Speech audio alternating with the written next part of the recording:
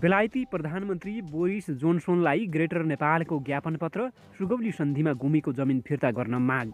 ज्ञापन पत्रसहित डिसेम्बर 2 आम नेपालीका निम्ति कालो दिन। अब बेलायतले के ग्रेटर नेपाल फिर्ता गर्देला त? यो भिडियो पुरा हेर्न नभुल्नुहोला। नमस्कार, म विवश बुढाथोकी ग्रेटर नेपाल टिभीमा यहाँलाई हार्दिक स्वागत छ। अब पुरा खबर। डिसेम्बर 2 अर्थात् तत्कालीन बेलायत इस्ट इन्डिया कम्पनी र नेपालबीच बाध्यकारी सुगौली सन्धिमा हस्ताक्षर भएको 205 वर्ष पुगेको र आम नेपालीहरूले जितेर पनि हारेको दिन। देशको जमिन गुमेको र नेपालको इतिहासमा आम नागरिकको लागि कालो दिन समेत हो।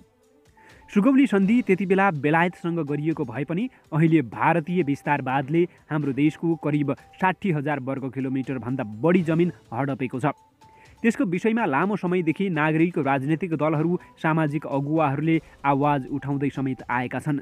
सुगौली सन्धि भएको 205औं वर्ष प्रवेशका अवसरमा ग्रेटर नेपाल राष्ट्रवादी मोर्चाले बेलायती प्रधानमन्त्री बोरिस जोन्सनलाई सन्धि मार्फत गुमेको नेपालको जमिन फिर्ता गर्न माग गर्दै पत्र लेखेका छन्। ग्रेटर नेपाल राष्ट्रवादी मोर्चाका अध्यक्ष फणिन्द्र नेपालले आज बेलायती प्रधानमन्त्री बोरिस जोन्सनलाई सम्बोधन गर्दै एक ज्ञापन पत्र सार्वजनिक गरेर त्यस्तो माग गरेका हुन्। उनले विभिन्न 7 बुँदामा सन्धिबारे आफ्नो सुझाव दिँदै बेलायती प्रधानमन्त्री जोन्सनको ध्यानाकर्षण गराएका छन्। मोर्चाका अध्यक्ष नेपालले ज्ञापन पत्रमा भनेका छन्, संयुक्त अधिराज्यको बेलायत सरकारको वैधानिक प्रतिनिधि इस्ट इन्डिया कम्पनीले यही दिन एकपक्षीय रूपमा नेपालमाथि सुगौली सन्धि नामको असमान सन्धि लादेको थियो। त्यो सन्धिमा नेपालले सन् 1816 मार्च 4 तारिखमा सौहार्दपूर्वक होइन, बाध्यतावश हस्ताक्षर गरेको थियो। त्यस यता टेथिस र बागमती नदीहरूमा धेरै पानी बगिसकेको छ, तर नेपालीहरूको मनमा गढेर रहेको चोटको पीडामा मलम लाग्न पाएको छैन। उनले युद्ध कम जितेर पनि नेपालले आफ्नो भूमि बेलायतलाई गुमाउनु परेको दाबी गर्दै भनेका छन्, सन् 1814 नोभेम्बर 1 देखि विधिवत सुरु भएको नेपाल अङ्ग्रेज युद्ध सन् 1815 मे 15मा सम्पन्न सम्झौतामा हस्ताक्षर भएपछि टुङ्गिएको थियो। त्यही सम्झौतालाई सन्धिको रूप दिनुपर्नेमा बेलायतले काली नदी पूर्व टिस्टा नदीसम्मको सम्पूर्ण तराई र टिस्टा नदीदेखि 70 किलोमिटर पूर्व टिस्टा नगरकट्टा र सिक्किमसम्मको पहाडी प्रदेश बेलायतलाई छाड्नुपर्ने भनी नेपाललाई सहीसाब गर्न बाध्य पारियो। युद्धमा बेलायतले जित्न नसकेको र नेपालले नहारेको जमिन बेलायतले छलपूर्वक लिएको थियो। उनले सुगौली सन्धि बेलायत सरकारको प्रतिनिधि इस्ट इन्डिया कम्पनीसँग भएको कारण नेपाली भूमि विधिवत रूपमा बेलायतले नेपाललाई फिर्ता गर्नुपर्ने दायित्व भएको बताएका छन्।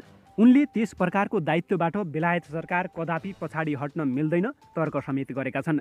बेलायतको उपनिवेशमा रहेका मुलुकहरू एक एक गर्दै स्वतन्त्र भइसकेको धेरै समय बितिसक्दा पनि सुगौली सन्धिमा नेपालले बेलायतलाई छोडेको जमिनमा पुनः इन्डियाको उपनिवेश कायम हुनु अन्यायपूर्ण रहेको उनको भनाइरहेको छ। त्यसलाई उनले बेलायती संसदको समेत अपमान हो भन्दै बेलायती प्रधानमन्त्री बोरिसलाई सुझाव दिएका छन्। बेलायती संसदको प्रतिष्ठाका निम्ति पनि त्यो सम्पूर्ण फिर्ता हुन बाँकी जमिन नेपालले फिर्ता पाउनुपर्ने उनको दाबी रहेको छ।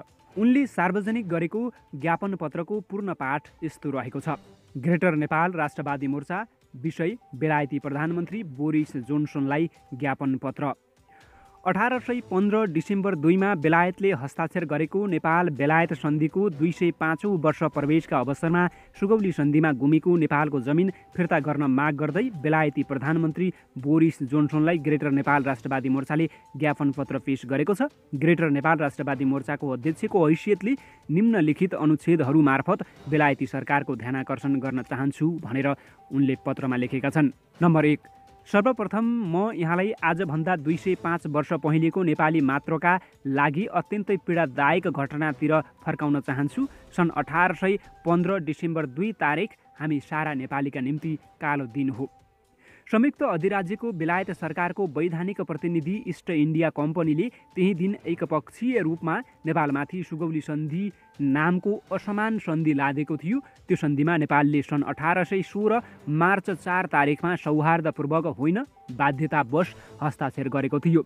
त्यस यता टिस्टा र बागमती नदीहरूमा धेरै पानी बगिसकेका छन्, तर नेपालीहरूको मनमा गढेर रहेको चोटको पीडामा मलम लाग्न पाएको छैन। त्यो मलम बेलायतको हातमा छ भन्नुपर्दा हामी नेपालीहरूलाई दुःख र हर्ष एकैसाथ हुने गर्छ। हर्ष यसकारण कि बेलायत सरकारको एक विवेकपूर्ण निर्णयले सुगौली सन्धिमा हामीले गुमाएको जमिन नेपालमा पुनः एकीकृत हुनेछ। नम्बर 2, सुगौली सन्धिको सबैभन्दा घातक पक्ष भनेको नेपाल अङ्ग्रेज युद्धमा नेपालले नहारेको भूमि पनि बेलायतलाई परित्याग गर्नु हो। सन् 1814 नोभेम्बर 1 देखि विधिवत सुरु भएको नेपाल अङ्ग्रेज युद्ध सन् 1815 मे 15मा सम्पन्न सम्झौतामा हस्ताक्षर भएपछि टुङ्गिएको थियो। त्यही सम्झौतालाई सन्धिको रूप दिनुपर्नेमा बेलायतले काली नदी पूर्व, टिस्टा नदीसम्मको सम्पूर्ण तराई र टिस्टा नदीदेखि 70 किलोमिटर पूर्व टिस्टा नगरकट्टा र सिक्किमसम्मको पहाडी प्रदेश बेलायतलाई छाड्नुपर्ने भनी नेपाललाई सही छाप गर्न बाध्य गर्यो। युद्धमा बेलायतले जित्न नसकेको र नेपालले नहारेको जमिन बेलायतले छलपूर्वक लिएको थियो। नम्बर 3, सुगौली सन्धिको धारा 3मा नेपालले आफ्नो जमिन बेलायतलाई सदाको निम्ति इन प्रोप्रियोरिटी अर्थात् छाडेको भनिए पनि सन् 1816 डिसेम्बर 8मा पहिलो पटक, सन् 1860 नोभेम्बर 1मा दोस्रो पटक बेलायतले नेपाललाई केही जमिन फर्काएको छ। तर बेलायतबाट नेपालले फिर्ता पाउनुपर्ने आङ्कडा सन् 1812 र 1816का सन्धि अनुसार करिब 1 लाख वर्ग किलोमिटर भन्दा बढी नै देखिन्छ। नम्बर 4, सन् 1947 जुलाई 18 को इन्डियन इन्डिपेन्डेन्स एक्ट अनुसार बेलायतले यस क्षेत्रमा अगस्त 14मा पाकिस्तान र अगस्त 15मा इन्डिया नामक 2 देशको निर्माण गर्दा बेलायती साम्राज्यमा गाभिएको नेपालको जमिनमध्ये अधिकांश भाग इन्डियामा र थोरै भाग पूर्वी पाकिस्तान सन् 1971 देखि बङ्गलादेशमा उपनिवेशका रूपमा रहँदै आएको छ।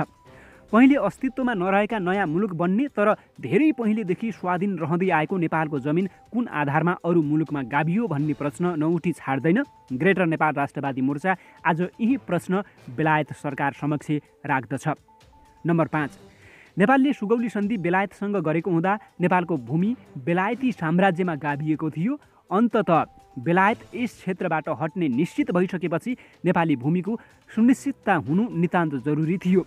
सुगौली सन्धि बेलायतको उपनिवेशका रूपमा रहेका 565 मध्ये कुनैसँग पनि भएको थिएन। केवल बेलायत सरकारको प्रतिनिधि इस्ट इन्डिया कम्पनीसँग भएको थियो। तसर्थ नेपाली भूमि विधिवत नेपाललाई फिर्ता गर्नुपर्ने दायित्वबाट बेलायत सरकार कदापि पछाडि हट्न मिल्दैन। नम्बर 6, बेलायतको उपनिवेशमा रहेका मुलुकहरू एक गर्दै स्वतन्त्र भइसकेको धेरै समय बितिसक्दा पनि सुगौली सन्धिमा नेपालले बेलायतलाई छाड्नु परेको जमिनमा पुनः इन्डियाको उपनिवेश कायम हुनु इन्डियन इन्डिपेन्डेन्स एक्टको मर्म र भावना विपरीत छ। यो हुनु बेलायती संसदको पनि अपमान हो। अन्ततः बेलायती संसदको प्रतिष्ठाका निम्ति पनि फिर्ता हुन बाँकी जमिन नेपालले पाउनुपर्ने हो।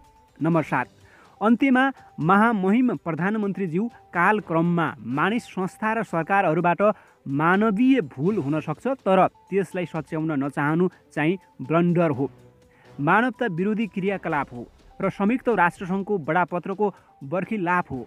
सुगौली सन्धिमा नेपालले गुमाएर फिर्ता पाउन बाँकी जमिन नेपाल इस्ट इन्डिया कम्पनी अर्थात् बेलायत र नेपाल बेलायत बीच भएको ऐतिहासिक सन्धि सम्झौता र नाप नक्साका आधारमा फिर्ता गर्ने व्यवस्था मिलाउने नैतिक दायित्व बेलायत सरकारको हो, किनभने बेलायत सुगौली सन्धिकारी पक्ष हो। फणिन्द्र नेपाल, अध्यक्ष, ग्रेटर नेपाल राष्ट्रवादी मोर्चा, काठमाडौँ, नेपाल, डिसेम्बर 2, 2020 भनेर यो पत्र हिजो लेखिएको थियो। साथीहरू, तपाईलाई यो भिडियो कस्तो लाग्यो?